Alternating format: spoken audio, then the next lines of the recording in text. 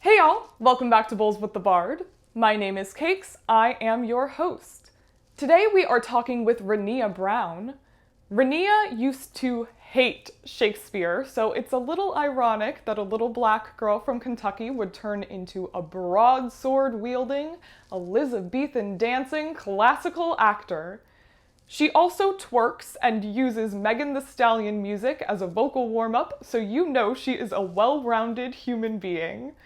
Her favorite play of Billy's is Titus Andronicus, and you can fight her on that. She has played a whopping 37 Shakespearean roles and has done Macbeth 5 times. If she isn't on stage, you can catch her watching reruns of The Office and creating Shakespeare themed gift boxes for her company, Box of the Bard. Renea is here today to talk about what it has been like to dive back into theater in a world with COVID and to discuss how the Shakespeare industry can do better by the Black community. I am thrilled and honored to share our conversation with you, but before we chatted, I hit the vaporizer and Renea let an edible kick in.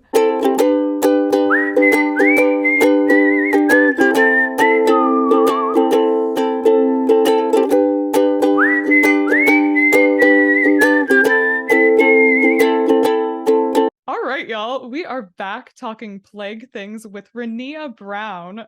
Renea, what were some of the highlights of your quarantines? Quarantines. Um, a lot of sleeping Yes. and a lot of resting. I don't like to stay still for too long.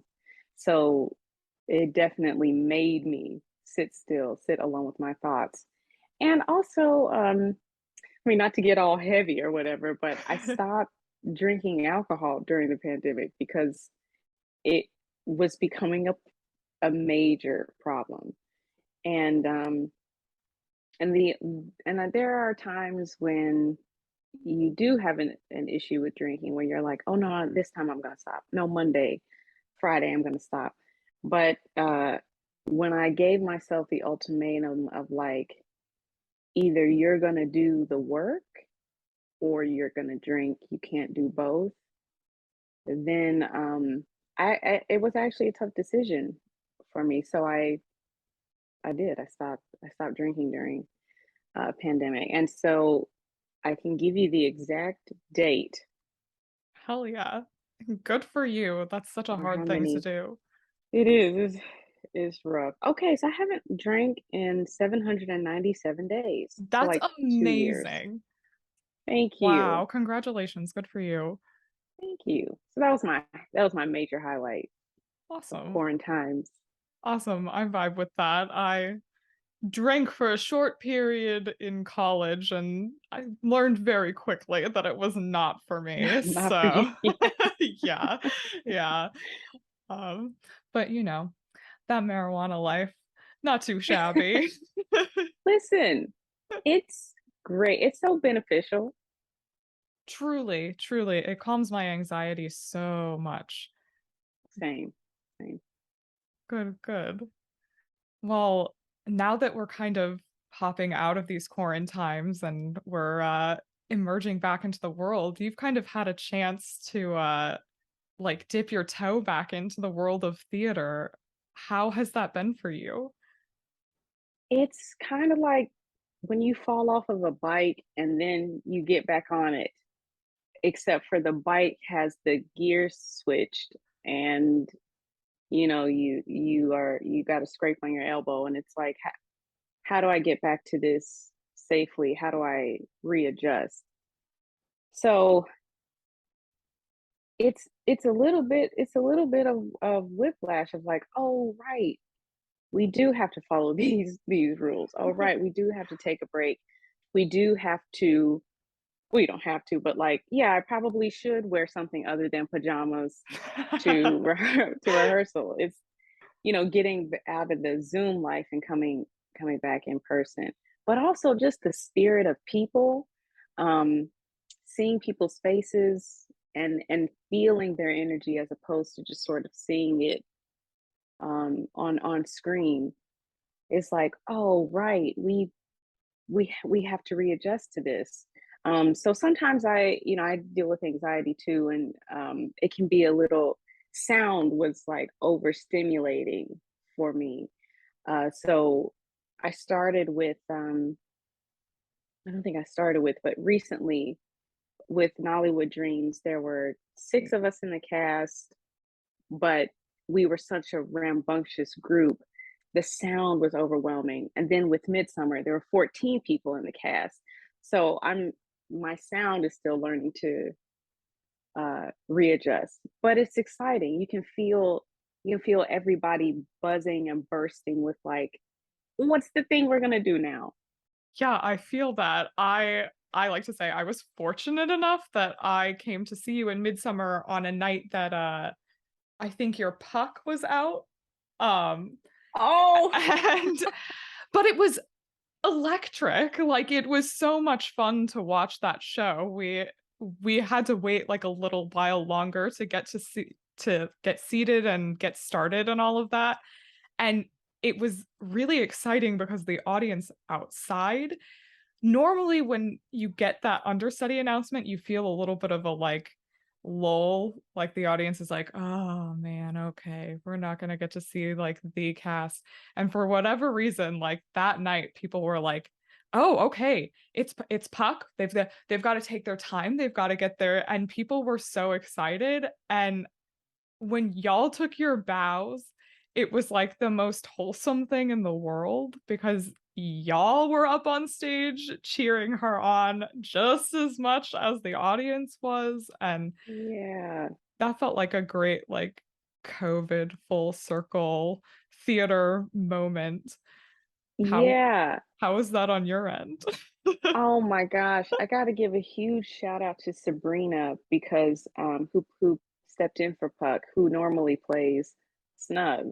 Um, she's brilliant, perfect comedic timing, and she's young and like just getting out of school and getting off of tour. So that and it was funny because earlier that day, my Lysander might have Hunter. He was shooting a film and he potentially could have been out. So during that day, we were working with Khalid, our understudy, who was going to go in for Hunter. And so there was a whole bunch of like, okay, what all do we need to do? Sabrina didn't know she was going on until later during the day. So she shows up and we're all like the lovers are like, okay, what let's make a plan. How do we get this sorted? But she was just so calm, like, yeah, I just need to walk it. I just need to walk it. That's about it. And she's so goofy, so I was like not knowing what to expect during the show. But she killed it. And Brooke, who stepped in for her, had gone on, I think, as the wall, and then she was going on as the lion. So it was a lot of jigsaw um, puzzle pieces putting together. But I was so proud of her. Obviously I'm still proud of her. Um, but yeah, that was electrifying. It kept all of us on our toes of like anything can happen in live theater. Um, and it wasn't due to COVID either. So Oh wow. Huh. so yeah, it was a great night. Wow. Yeah, that's amazing. It really like speaks to the adaptability of actors. Yeah. You've And that done we have to prepare for that now. Usually when you're like, oh, we have understudies for the show, BP before pandemic, it was like, oh yeah, well, an understudy may go on if someone is shooting a film or if someone is, I don't know, having a baby or something. And now it's like anything can happen. COVID can happen. So we take these understudies seriously. I think we should always take understudies seriously, swings, everybody. But yeah, she was prepared. Oh, what a cool night for you to come. Yeah, it was awesome. I really enjoyed it. I think this period of time has kind of shifted people's attitude toward when that happens a little bit. Like there's more of Yes. an appreciation for what they do and just how hard it is to do it. So Yeah. speaking of how COVID has changed or like not changed theater, I have been a little frustrated coming back from the pandemic and feeling a little bit like as we entered it, we were having a lot of conversations about what needed to be done to make theater a more equitable place to work. And I feel like some of those conversations were had and then the actions were not taken to follow up on that. So with this season, my goal is kind of to try to figure out like how can Shakespeare be better for the communities that traditionally it hasn't really served. So with you, I'm interested in knowing like how can Shakespeare do better by Black women and where are we falling short? Yeah, I've thought about this a lot, and sometimes I think I'm right, and sometimes I think I'm wrong. First of all, I think we've got to stop making such a big deal out of casting. And what I mean by that is we shouldn't be blown away by like a black woman is playing, I don't know, Kate in Taming of the Shrew. The fact that we gasp at that, that's a problem. Mm, So we've got to get out of that. And on top of that, I understand, people have concepts, they want to make concepts around race or, interracial relationships, etc. And that's fine, but I think the story becomes more powerful if these people just exist in the world. If we just see a black lady Macbeth, she's just black, she's so I think we have to get into making this a normal thing, because the more that we gasp in awe of it, the rarer it becomes of mm. like, oh, we haven't done that for 10 years, for 5 years, for, however long. So I think we've got to let go of that.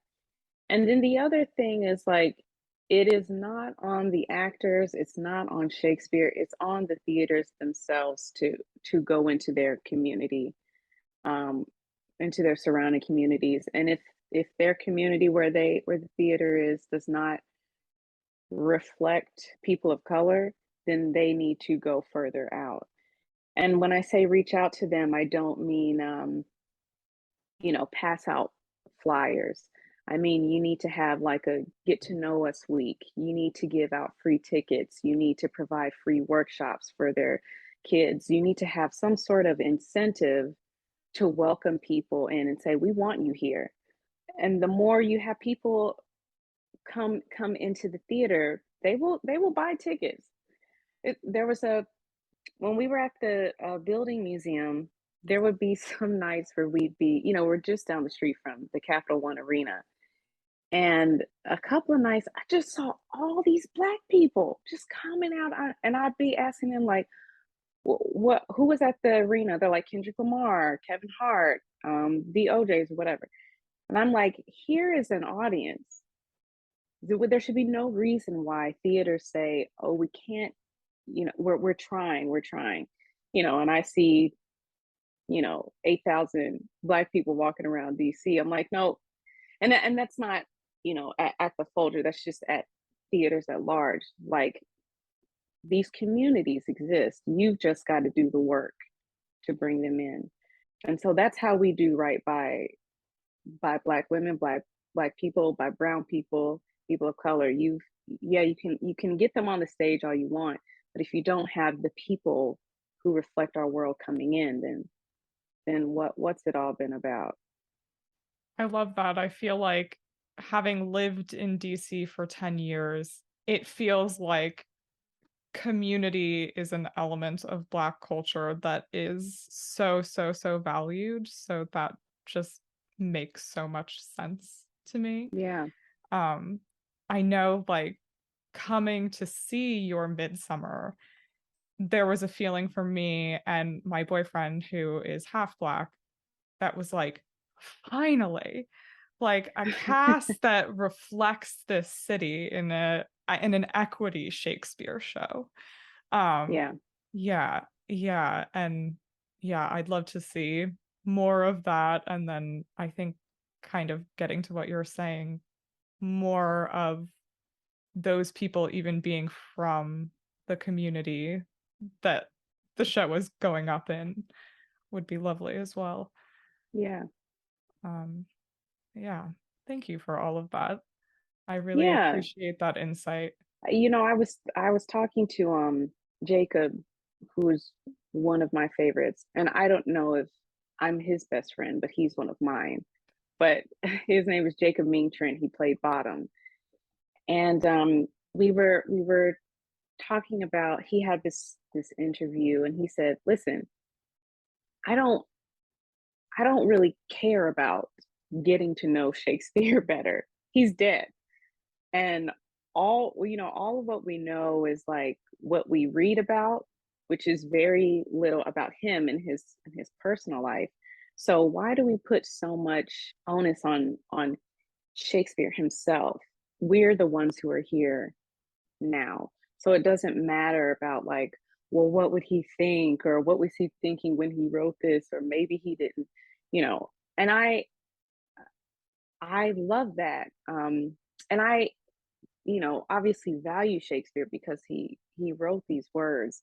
But it is a little bit like, who are we thinking about here? Are we thinking about people who are living currently, breathing, who are witnessing the word, or do we care about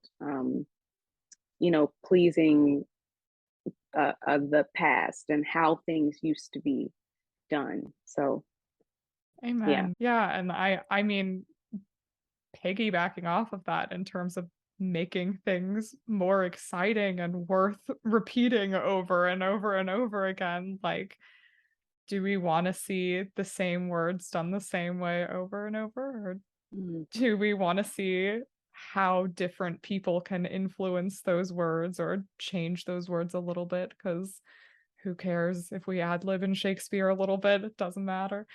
Uh, Yeah, yeah. like, And he yeah. started that. He actually started that. He was So great. I thought it was awesome. yeah, he started that, and it started to rub off on all of us a little bit of like, yeah, we can, why can't we stretch out in this just a little bit? Um, but that the text still makes sense.